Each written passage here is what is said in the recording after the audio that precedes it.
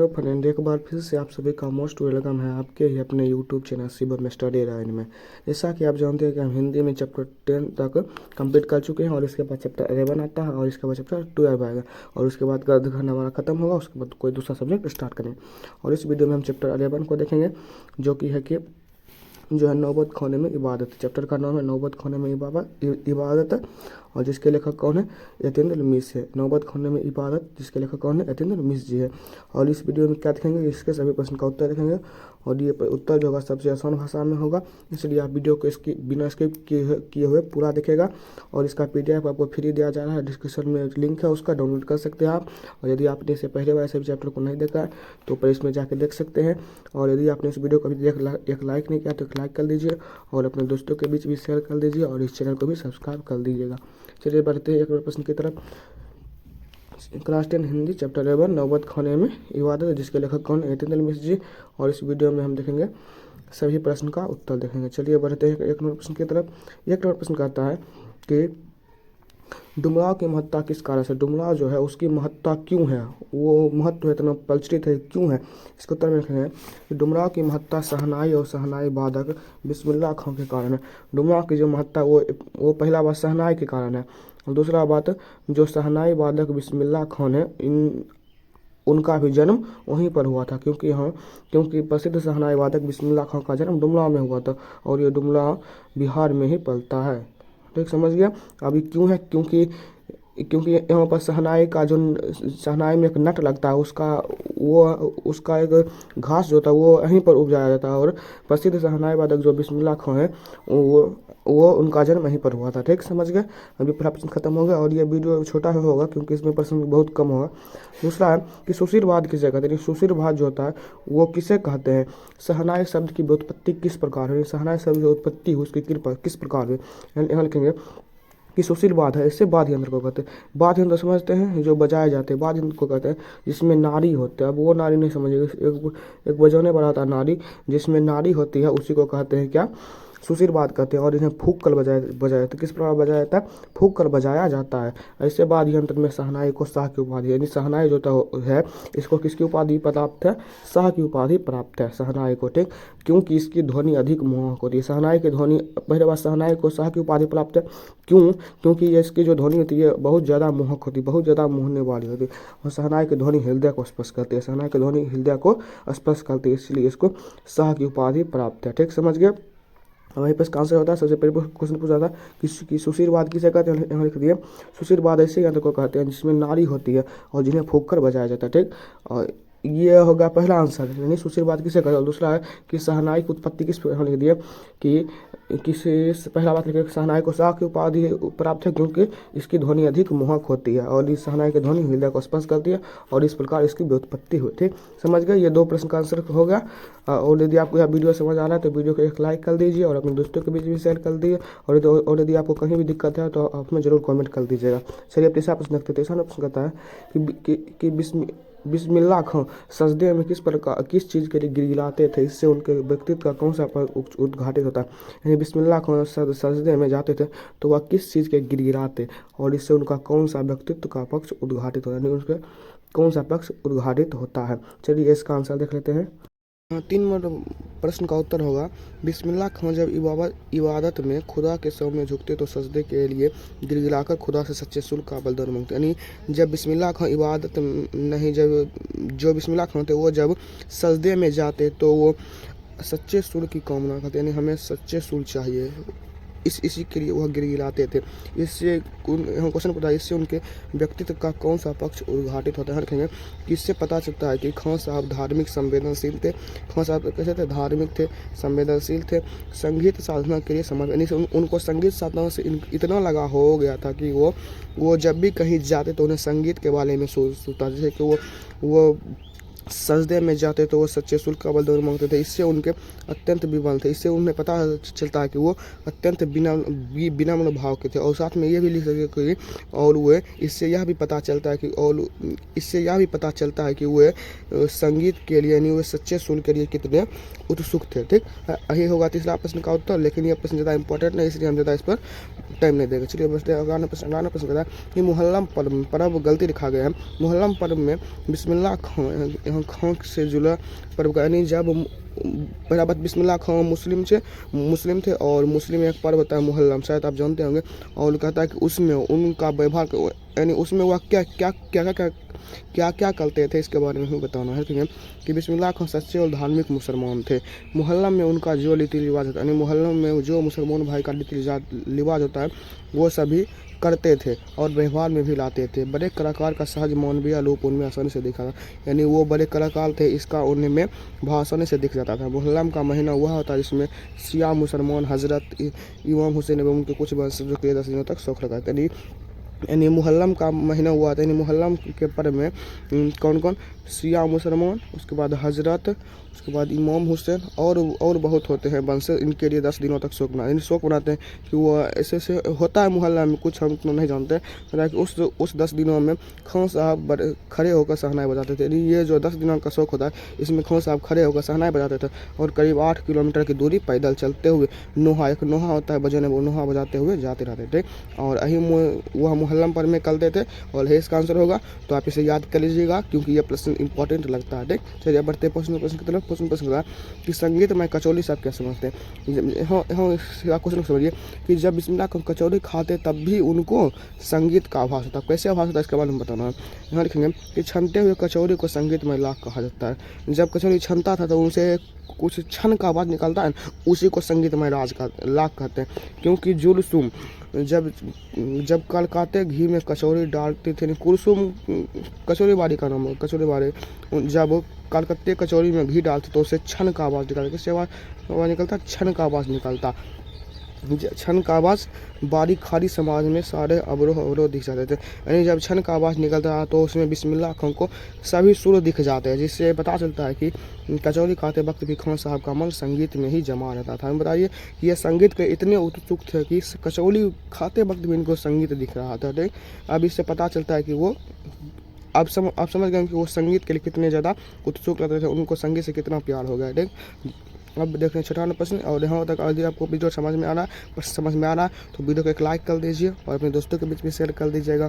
चलिए अब 6वां प्रश्न कहता है कि बिस्मिल्लाह खां जब काशी से बाहर प्रदर्शन करते थे तो क्या करते थे, इससे हमें क्या सीख मिलती है। यानी कहते हैं कि बिस्मिल्लाह खां जब काशी से बाहर जाते, ऐसे तो वो पहले काशी में ही रहते थे, काशी में उनका ननिहाल था, जब वो काशी से बाहर जाते तो वो क्या करते और इससे हमें क्या सीखने को मिलती है। लिखेंगे कि बिस्मिल्लाह खां जब कभी काशी से बाहर जाते तो काशी विश्वनाथ को नहीं भूलते। यानी वहाँ पर एक काशी विश्वनाथ था, उसको नहीं भूलते थे जब काशी से बाहर आते तब पर भी।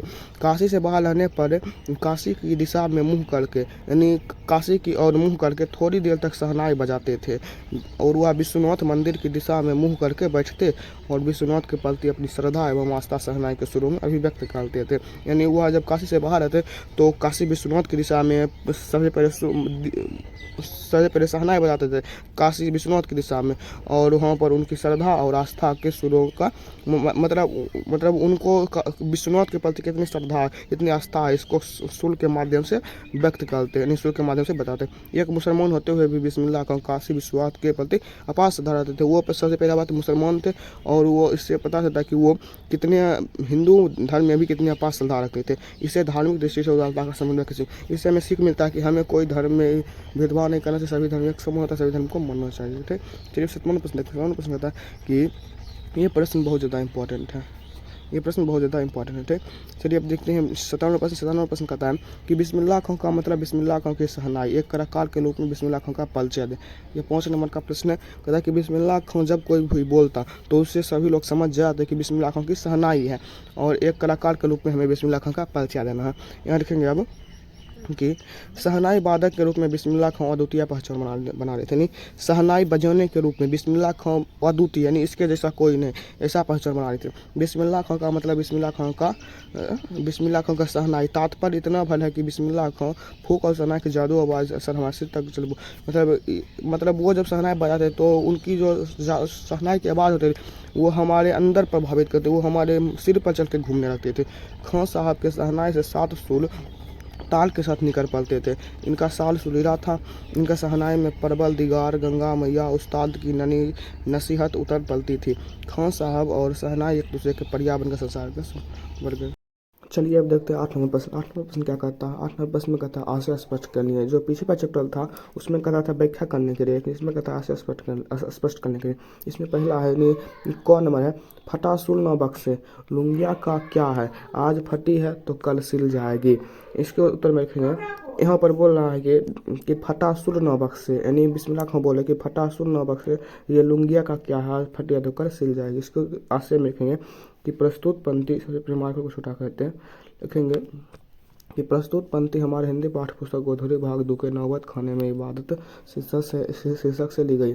इस पंक्ति का आशय उस समय से है जब एक शिष्या ने उनसे डरते हुए पूछा, मतलब यह पंक्ति उस समय का जब एक उनसे ही शिष्या थे, उनके ही शिष्या थे, वो उन्होंने उनसे पूछा था, बिस्मिल्लाह खां से पूछा था कि आपको तो भारत रत्न मिल चुका है, यानी आपको कौन सा रत्न मिल चुका है? बिस्मिल्लाह खां को उस समय भारत रत्न मिल चुका था, आपको तो भारत रत्न मिल चुका है, फिर भी आप फटे तहमत एक पहनने वाला, तो वो क्यों पहनते हैं? जब भी कोई आपसे मिलने आता है तो आप इसी भाव में चल जाते हैं, यानी इसी भाव में, यानी मतलब इसी फटी तहमत में इसी तरह से चल जाते हैं और वो भी सहज और सरल भाव से जाते हैं। इस प्रश्न को सुनकर खान साहब बोलते हैं, बिस्मिल्लाह खां बोलते हैं कि अरे पगली, भारत रत्न तो शहनाई बाधक हुए, यानी वो बोलते हैं कि भारत रत्न तो हमें अब हमारे गुण पर मिला है, इस लुंगी पर नहीं मिला है। अगर तुम लोगों की तरह बनावटी श्रृंगार पर मैं लग जाऊँ तुम्हारी सारी उम्र इसी में निकल जाएगी, यानी तुम्हारी तरह, मतलब जैसे आप देखते होंगे कि श्रृंगार उंगार करने में, इसमें कहते हैं कि यदि हम यह करने लगे तो हमारी सारी उम्र इसी में निकल जाएगी, तब मैं लिहाज क्या कर पाऊंगा, लेकिन अब आगे से फटी तहमत नहीं पहनूंगा। लेकिन इतना बता दो कि मालिक ही कृपा रखे कि फटी सुर न दे, फटी लुंगी का क्या है, मैं तो सिरवा लूंगा लेकिन फटा सुर लेकर मैं क्या करूंगा। इसका ही आशय होगा। और यह पोस्ट नंबर वाला प्रश्न है, जितना भी होता है व्याख्या करने वाला आशय स्पष्ट करने वाला, ये सब होता है पोस्ट नंबर वाला प्रश्न। ठीक, अब इसमें एक और प्रश्न है, ख नंबर प्रश्न है, और यहाँ तक आप समझ गए होंगे। और यदि नहीं समझे तो पहला बात, इसका पीडीएफ ले लीजिए, जिसका लिंक डिस्क्रिप्शन बॉक्स में है, और उसे लेकर आप जरूर पढ़ लीजिएगा। और यदि आपको यह वीडियो समझ आ रहा है तो वीडियो को एक लाइक कर दीजिए और अपने दोस्तों के बीच भी शेयर कर दिए और इस चैनल को सब्सक्राइब कर दिए। दूसरा है कि काशी संस्कृति की पाठशाला, यह प्रश्न इंपॉर्टेंट है पोस्ट नंबर वाले में। कहता है काशी संस्कृति की पाठशाला, इसका हमें आशय पर, यानी 80 में सीधा कहता है आशय हो जाए कि उसमें एक लाइन दिया रहता है, उससे 10-20 लाइन बनाना रहता है। इसमें लिखेंगे, इसका सबसे पहले पता लगाएंगे, मतलब ये कहाँ से आया है, क्यों आया, इसका सही पता रहेंगे, पता बताएंगे। प्रस्तुत पंक्ति हमारे हिंदी पाठ्य पुस्तक गोधुरी भाग 2 के नौबत खाने में इबादत सिपाह नामक पाठ से ली गई है। इन पंक्ति का संबंध काशी संस्कृति की पाठशाला है। काशी में कलाधार हनुमान व विश्वनाथ है। काशी में कलाधार हनुमान जी है और विश्वनाथ, जैसा कि पीछे हम देखे थे कि मोहल्ला में जो पर्व होता है उसमें विश्वनाथ होता है, और उसी तरह जब वो बाहर लाते हैं तब वहाँ पर वो उस दिशा में मुँह करके बजाते हैं। इसके बारे में हम पीछे देख सकते हैं। काशी में हजारों साल का इतिहास है। यहाँ कई महाराजा हैं, विद्याधारी हैं, बड़े रामदास जी है। यह एक अलग काशी है। इनके अपने उत्सव है। यहाँ संगीत को भक्ति से, भक्ति को धर्म से, किसी धर्म की कला काल से, कजली को चैती से, विश्वनाथ को विशालाक्षी से, बिस्मिल्लाह खां को गंगा द्वार से अलग करके नहीं देखा जा सकता है। यानी यहाँ की महत्ता को बताया गया और यहाँ की महत्ता को बताते हुए यहाँ दिखाया गया है कि काशी संस्कृति की ही पाठशाला है। ठीक, अब यहाँ पर आशय स्पष्ट करने वाला प्रश्न खत्म हो गया। चलिए अब देखते हैं सबसे लास्ट प्रश्न, जो इस वीडियो का सबसे लास्ट प्रश्न होगा, वो है कि बिस्मिल्लाह खां के बचपन का वर्णन करें। बिस्मिल्लाह खां बचपन में क्या क्या करते हैं, उनके बचपन के बारे में बताना। यहाँ देखेंगे, बिस्मिल्लाह खां का बचपन का नाम क्या है? कमरुद्दीन का जन्म डुमरा बिहार के एक संगीत प्रेमी परिवार में हुआ था। मतलब जब वो 5-6 वर्ष के थे तब वो अपने ननिहाल काशी में चले गए। लेकिन वो अपना घर तो उनका घर था डुमरा, लेकिन वो ननिहाल काशी में चले गए थे।